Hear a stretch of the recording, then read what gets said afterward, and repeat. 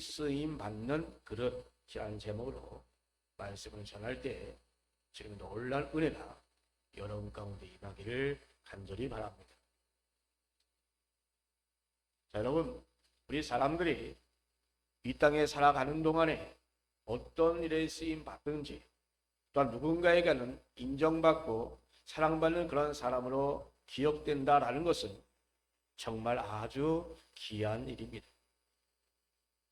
그렇게 된다면 그 사람은 이 땅에 사는 동안 나름대로 자부심도 생기고 또한 자존감도 높아질 것입니다. 우리는 그런 자리를 찾기 위해서 우리 사람은 어려서부터 나름대로 자기 자신의 그 특기를 잘 살리고 또한 자질을 잘 개발하기 위하여 나름대로 애쓰고 노력합니다. 그것은 바로 개인만이 아닙니다. 기업도 바로 그런 인재를 찾습니다. 그런 인재를 잘 찾으면 그 인재를 통해서 그 기업은 한 단계 더 성장할 것입니다. 그러나 그런 인재를 찾지 못하면 경쟁 기업에서 결국 도태하고 밀려나게 됩니다. 제가 인터넷에서 이 구글이라는 그 세계 최고의 기업의 그 입사 면접 시험 문제를 한번 검색해 보았습니다. 자, 그랬더니 그 입사 문제, 그 입시 문제, 입사 시험 문제 그 샘플이 검색되어서 여러분들에게 잠시 몇 가지를 소개해 보고자 합니다. 스쿨버스에는 얼마나 많은 골프공이 들어갈까요? 또한 두 번째로 시애틀시에 있는 모든 건물의 유리창을 닦아주면 얼마를 받아야 할까요? 또한 왜 맨홀 구멍 뚜껑은 둥근가요? 또한 하루에 시계 분침과 시침은 몇 번 겹칠까요? 또한 8살짜리 조카에게 단 3줄의 문장으로 데이터베이스가 무엇인지 설명하시오 라고 하는 그런 문제도였습니다. 기타 여러 가지 작문의 문제도 있었지만 시간상 제가 이렇게 짧은 문장 몇 개만 여러분에게 읽어드렸습니다. 자, 여러분, 이런 질문을 받으면 과연 그 회사 입사 지원자들 가운데 과연 몇 사람이 그 인터뷰하는 자리에서 이런 질문을 받자마자 아주 적절한 시간 내에 머릿속에 잘 정확한 그 답을 과연 생각해낼 수 있을까 하는 것입니다. 이 구글 입사용 그런 인터뷰 문제는 한때 이 수재들이 머리까지 쥐어짜는 어려운 문제로 악명 높다고 소문나 있습니다. 실리콘밸리 최고 기업에 오른 이 구글에 입사하려면 바로 이런 문제를 바로 입사 인터뷰자에서 풀고 답해야 합니다.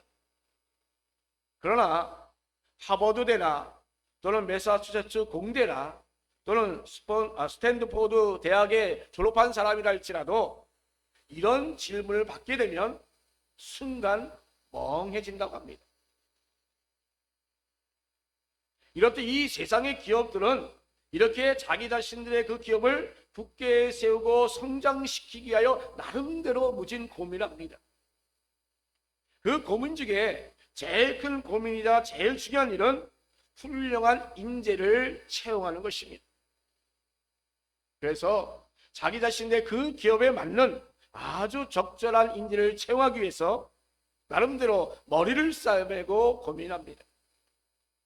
이렇게 필요한 인재를 채용하기 위하여 아주 적절한 그런 사원 채용 시험 문제를 또한 만들어내기도 합니다.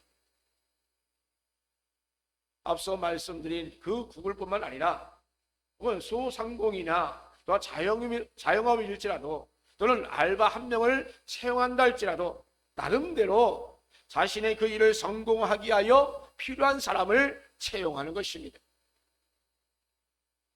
인재를 채용하더라도 그 회사마다 그 기준이 다 다르지 않습니까? 건설 회사의 인준 기준이 다를 것이고 또한 디자인 회사의 인재 기준이 다를 것입니다.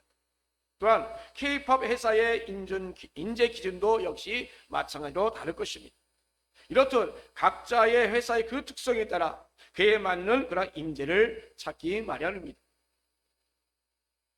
여러분, 자, 그렇다면 하나님의 인재는 과연 어떤 인재를 찾을까? 교회에서는 과연 어떤 사람을 일꾼으로 불러 세울까? 내가 하나님 일꾼으로 세워졌다 한다면 여러분 어떤 모습으로 과연 갖추어서 나가야 되겠습니까? 그리고 하나님께서는 이 당신의 나라를 이 세상 나라에 세우기 위하여 과연 우리를 어떤 사람으로 만들어 가시기를 원하고 있습니까? 세상은 나름대로 그 스펙이 그 사람을 평가하는 데 아주 중요한 그런 기준이 됩니다. 그래서 젊은이들은 나름대로 그 스펙을 쌓기에 아주 여념이 없습니다. 순간적인 판단력과 그 상상력 그리고 또한 창의력도 기업이 요구하는 그러한 중요한 기준이 됩니다. 그러나 하나님 나라의 일꾼에게 있어서 이 그 기준은 그렇게 그런 것들이 중요한 것이 아닙니다. 교회에서 주의 일을 하고 또 주님께서 우리에게 부탁하신 일을 이루어 나가는 데 있어서 꼭 필요한 것이 따로 있습니다. 그것이 과연 무엇일까? 오늘 본문에서 그것을 여러분에게 말씀을 드리면서 우리에게 요구하는 것이 무엇인가를 깨닫기를 주님의 이름으로 축원합니다. 첫 번째로 우리가 이 귀 쓰임 받는 그릇이 되려면 우선적으로 깨끗함이 필요합니다. 여러분에게 말씀을 시작하면서 이 구글의 채용 시험에 대해서 여러분에게 이야기를 했습니다. 자, 그런데 중국에서는 직원을 채용하여 필요한 직원으로 키우기보다는 그들은 직원을 빼앗가는 데 굉장히 또한 심혈을 기울이고 있습니다. 중국 기업의 한국 인력 그런 빼가기가 OLED 그 사업에 굉장히 강력하게 손을 뻗치고 있습니다. LG와 삼성의 디스플레이 그런 기술자를 빼내기 위하여 무려 연봉의 그 삼성이나 LG 연봉의 무려 10배까지 이상으로 제시하면서 그들을 유혹하고 있습니다. 자, 이렇게 겉으로는 이렇게 잘 공부하면서 그들을 유혹합니다. 그러나 사실적으로 보면 기술을 빼내가기 위한 것입니다. 2018년 삼성전자 스마트폰의 그 핵심 기술을 이 중국 기업에 팔아넘긴 그 일당이 붙잡혔습니다. 삼성이 6년 동안 무려 1,500억을 들여서 개발한 이 기술이 최근 이 중국 업체에 유출된 것으로 검찰 수사 결과 드러났습니다. 여러분, 이 세상이래는 이렇게도 가능합니다. 어쩌면 이 세상은 이렇게 하는 것이 오히려 회사에 급성장할 수 있는 그런 데에 도움이 될 수도 있을 것입니다. 기술을 빼내고 디자인을 도용하고 이러한 일들을 통해서 한 번에 모든 문제를 해결하려고 하는 것이 이 세상의 이러한 이치가 아닌가 생각합니다. 그러나 이것은 세상이기 때문에 가능한 것입니다. 그러나 하나님은 결코 그러한 것으로 되지 않습니다. 어떤 기술이나 재력으로 되는 것이 아닙니다. 하나님의 나라의 일, 바로 이 교회 일은 하나님의 힘으로 하는 것이기 때문인 것입니다. 실력으로만 일을 처리하게 된다면 일을 매끄럽게 잘 해낼지 모르겠지만 그러나 다른 쪽에도 분명히 탈이 나게 되어 있습니다. 사탄이 그 꼴을 보지 못하기 때문인 것입니다. 시기와 질투, 교만과 자랑 등으로 문제를 발생하게 만듭니다. 또는 편하고 쉬운 것만 생각해도 문제가 생깁니다. 만약에 껌 잡는 게 매라고 수단과 방법을 가리지 않고 그 일을 처리한다면 그 성과는 어떻게 잠시 오를 수 있겠지만 그러나 그것은 덕스럽지 못할 것입니다. 은혜롭지 못할 것입니다. 결국은 하나님께 영광이 되지 못합니다. 따라서 우리는 하나님이 기뻐하신 그 일, 하나님께서 말씀하신 그 방법대로 우리는 해야 될 줄로 믿습니다. 그것이 바로 이 귀 쓰임 받는 그런 깨끗한 그릇의 원리가 되는 것입니다. 바울은 디모데에게 주의를 하는데 가장 먼저 깨끗한 마음으로 하라 라고 이렇게 말하고 있습니다. 그리고 또한 일꾼을 세울 때도 어떤 능력이나 그 실력보다는 오히려 깨끗한 자를 세우라 라고 또한 이렇게 말하고 있습니다. 깨끗한 마음으로 진실되게 하지 아니하고 또 빠른 일 처리하는 그 실력만으로 문제를 해결하고 또 일을 처리했을 때는 분명히 문제가 발생된다는 사실을 우리는 알아야 합니다. 이렇듯 교회 일은 성적 위주의 일이 아닙니다. 이를 통해서 공동체를 세워나가는 것이 목적이기 때문에 어떤 실력과 일 중심의 문제 해결은 결국은 공동체를 무너뜨리게 만드는 것입니다. 성과 위주와 또 빠른 일 처리만을 생각하면 꽝 잡는 게 면하고 탈법과 불법 또한 조장할 수 있기 때문입니다. 이렇듯 한국교회가 이 세상에서 지탄받게 되는 이유가 바로 이런 문제 때문에 아니겠습니까?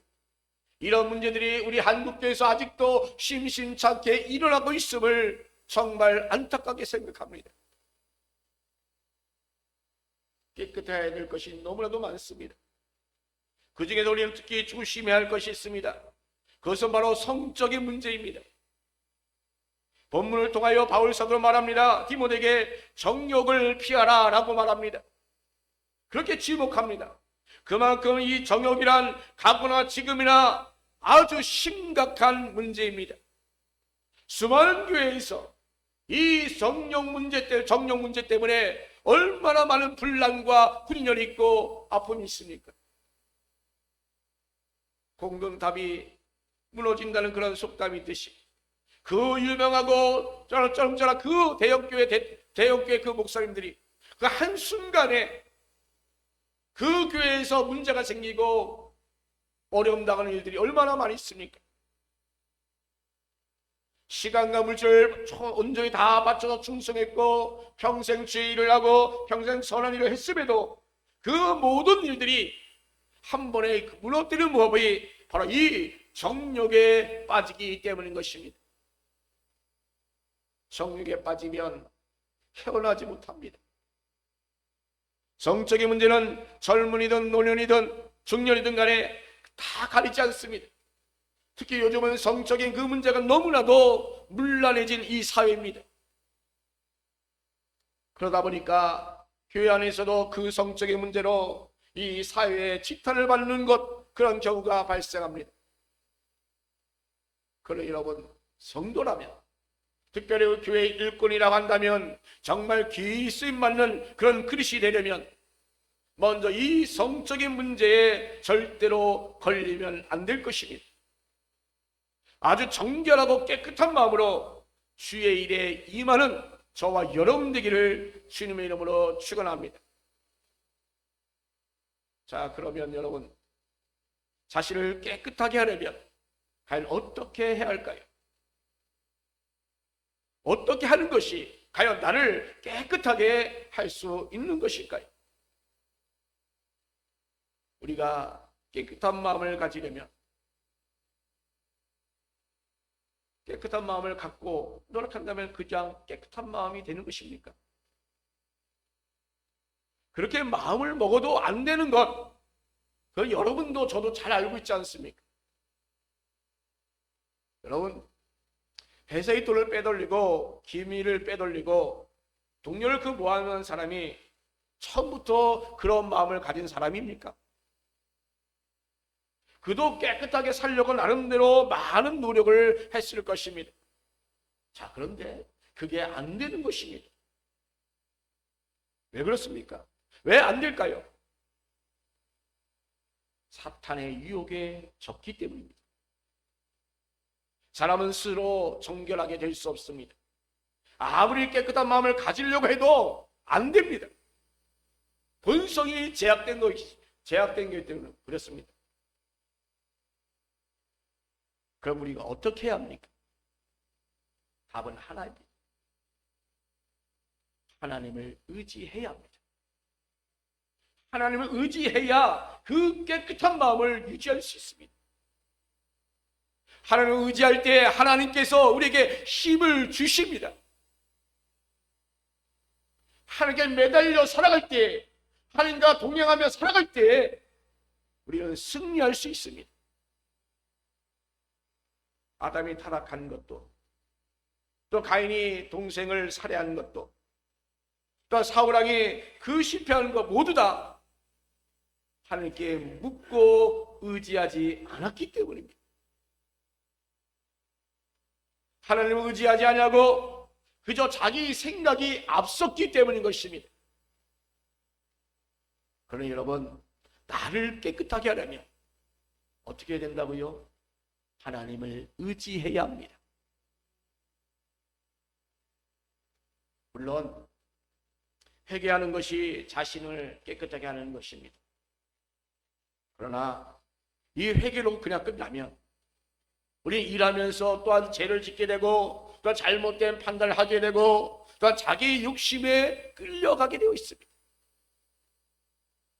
그렇기 때문에 우리는 분명히 회개를 해야 되겠지만, 여러분, 그 회개로 그냥 끝나면 안 된다는 것입니다. 회개는 우리에게 있어서 가장 기본입니다. 말할 필요가 없습니다. 그런데 우리가 중요한 것이 뭐냐? 우리 하나님께 먼저 물어야 합니다. 하나님을 의지해야 합니다. 그럴 때 바로 여러분이 하는 일들과 여러분이 가는 그 모든 길 가운데 여러분 자신을 정말로 깨끗하게 만들어 줄 수 있습니다. 그래야 귀 쓰임 받는 그리스도인은 그런 기본을 갖출 수 있습니다. 또한 두 번째로 귀 쓰임 받는 그 그리스도는 어리석은 변론을 피해야 합니다. 여러분, 우리가 하나님 일 하는 데에는 많은 변수가 있습니다. 세상 일보다 정말 어렵고 복잡해서 그런 것이 아닙니다. 작은 일에도 사탄의 역사가 있기 때문입니다. 그래서 힘듭니다. 오늘 본문에서는 정말 어리석고 무식한 변론을 피하라라고 했는데, 여기서는 두 가지를 우리는 분명히 그 가운데서 피해야 합니다. 먼저 우리가 긴 싸움 하는 그릇이 되려면 이단과의 어리석은 그런 변론을 우리가 피해야 합니다. 이단들은 어떻습니까? 자신들만의 교리를 위하여 다 악의를 맞춰놨습니다. 자신들만의 성경체계를 잘 만들어놔서 성도들을 미혹합니다.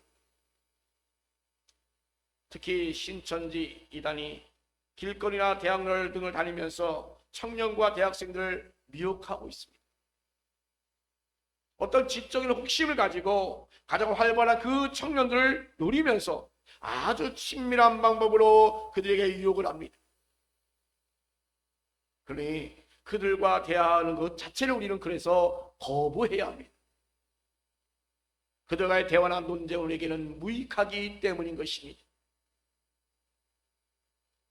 내가 신앙에 많이 알고 있고 성경 지식이 참 많아도 이단과의 변론은 정말로 무익합니다. 이는 바로 귀 쓰임받는 그 그리스도인은 정말로 무익한 것이기에 우리는 절대적으로 우리는 피해야 될 것입니다. 또 하나는 우리가 귀 쓰임받는 그 그리스도를 되려면 성도들과의 다툼을 하지 말아야 합니다. 다툼이란 교회 여러 가지 일에 대한 나름대로의 의견 차이가 있을 수 있습니다.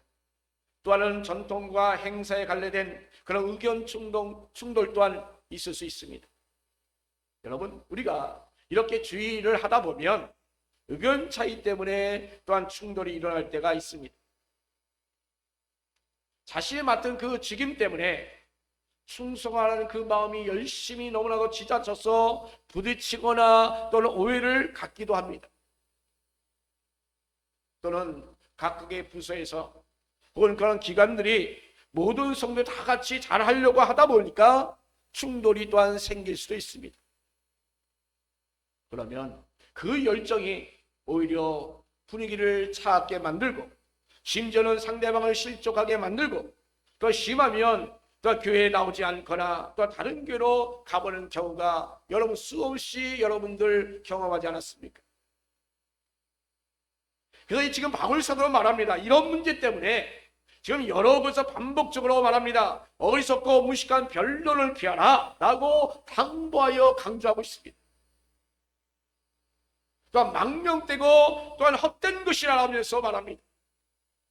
또는 신화와 족보에 몰두하지 말라라고 하면서 말합니다. 여러분, 그러므로 우리가 귀 쓰임 받기를 원한다면 이단과의 어리석은 그 변론뿐만 아니라 또한 믿음의 사람들과 다투지 않기를 간절히 바랍니다. 또한 세 번째로 우리가 귀 쓰임 받는 그릇은 온유함으로 훈계해야 된다라고 하는 것입니다. 요즘은 정말로 그 온유함이 그리운 세상 같습니다. 요즘은 쳐다보기만 해도 어떻습니까? 쳐다본다고 폭력하고 또 칼로 찔기까지 하는 세상이 되어버렸습니다. 정말로 강팍한 세상이 되어버렸어요. 정당한 비판도 무서운 비난으로 다시금 되돌아옵니다. 좋은 이야기 칭찬까지도 악플 달고 비난하는 그 시대가 되어버렸습니다. 이런 세상에서 우리 그리스도인들이 정말 그 언어와 그 행동에서 솔솔하여 온유함을 보인다고 한다면 그것이야말로 우리는 그리스도인으로서의 그 빛과 소금의 역할을 하는 것입니다. 특히 우리가 귀 쓰임 받는 그릇이 되려면 그들의 언어는 정말 온유함을 더 필요로 합니다. 본문 24절에 주의 종은 마땅히 다투지 아니하고 모든 사람에 대하여 온유하며 라고 있습니다. 우리 남전도 회원들은 그래도 교회에서 나름대로 중직을 다 맡고 있습니다. 각종 문제를 처리하고 해결하는 그 위치에 있기 때문에 절대 다투지 아니하고 또한 모든 사람에 대해서 정말로 온유한 마음이 있어야 할 것입니다.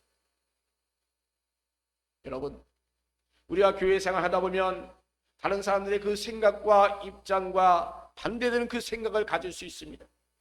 그래서 결정을 하거나 또 나름대로 주장할 때가 있습니다. 여러분, 그럴 때에도 제발 여러분 강경하게 또는 일방적으로 진행되어서는 안 될 것입니다. 설사 이해가 엇갈리고 또 생각이 다른 사람들의 그 감정이 누그러지고 정말 수긍할 수 있도록 온유함으로 부드럽게 다가가야 될 줄로 믿습니다. 그래야 하나님의 은혜로 우리가 모든 것이 해결될 줄로 믿습니다.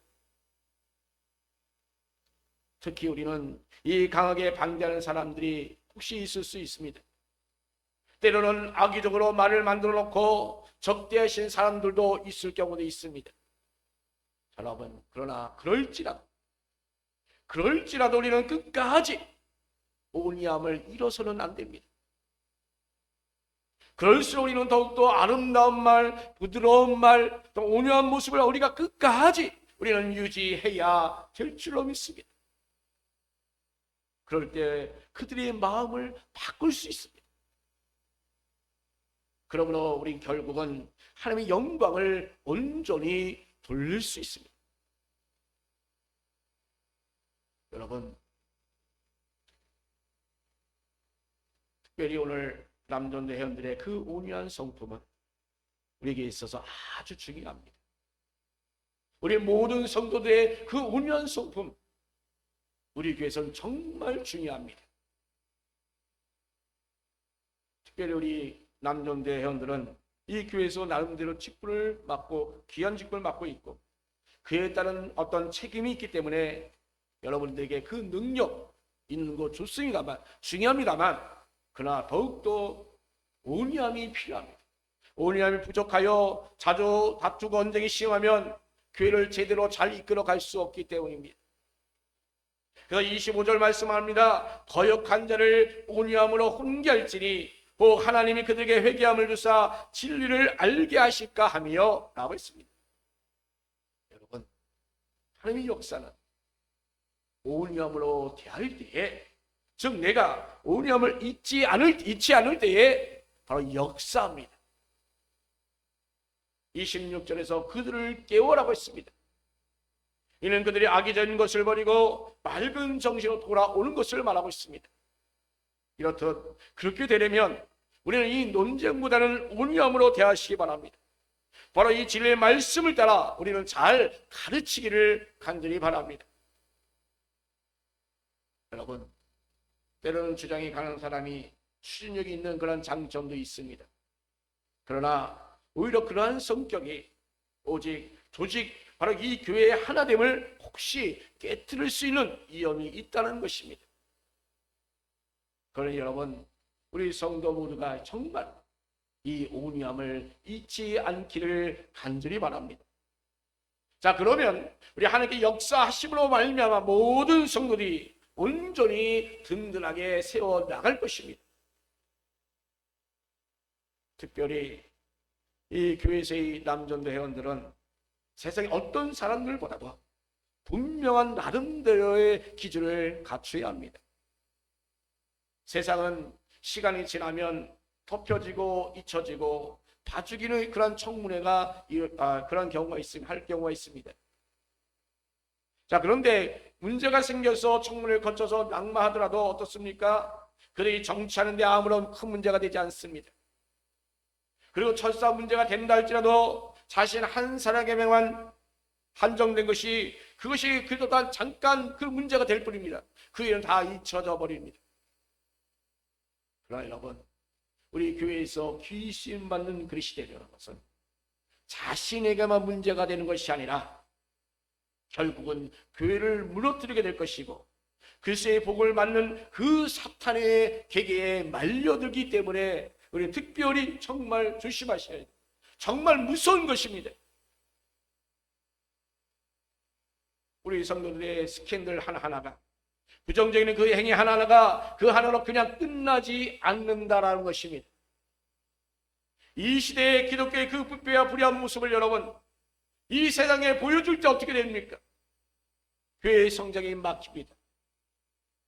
요즘에 왜 전도가 안 됩니까? 교회들이 문제가 있어서 그렇습니다. 제대로 빛과 소금의 역할을 하지 못하기 때문인 것입니다.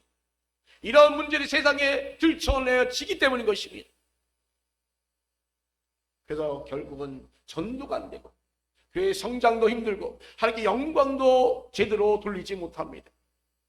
그러니 여러분, 정말 귀 쓰임받는 그 시대 되면 정말 교회 일꾼으로서 바로 오늘 성경에서 제시하는 그 기준에 온전히 맞는 삶을 살아갈 수 있는 저와 여러분 되기를 간절히 바랍니다.